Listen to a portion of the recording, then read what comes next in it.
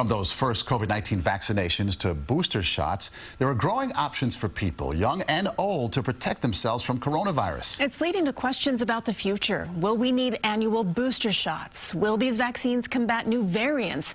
And will we ever reach herd immunity? Dr. Max Gomez sorts through the confusion.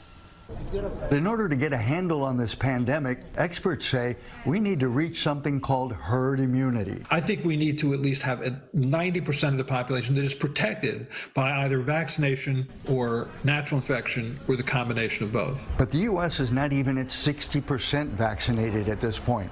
Dr. Paul Offit, a professor of pediatrics at the Perelman School of Medicine at the University of Pennsylvania and a member of the FDA Vaccine Recommendation Panel, says we may be able to reach some form of herd immunity. If you define herd immunity as a critical decrease in this virus's ability to spread from one person to another, so much so that you have a dramatic decrease in hospitalizations and deaths, I think the answer is yes.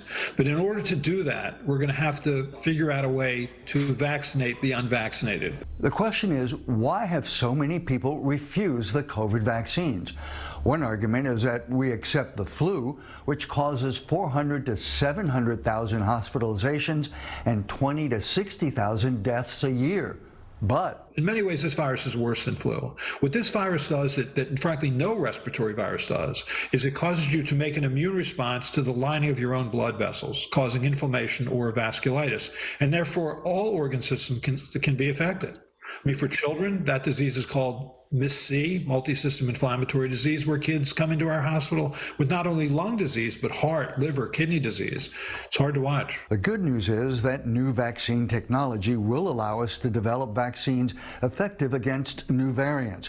But the challenge remains how to reach herd immunity. If we start to see variants that are produced that are more and more resistant to vaccine-induced immunity, that's going to be a problem.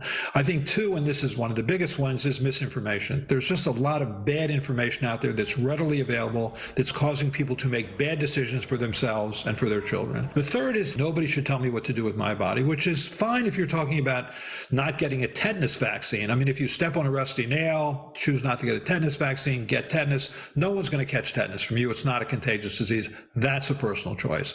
This is a contagious virus. This is a virus that you can transmit to other people. So you're not just making a personal choice. And I think that's probably the most upsetting part in all this, which is we just don't seem to care about our neighbor. 4 moms, a doctor, and a long list of questions. These mothers are vaccinated, but not all of them are sure their children should get the shot. Hear the second part of their revealing conversation with a doctor as they try to navigate towards making the right decisions for their families. Okay. Seems very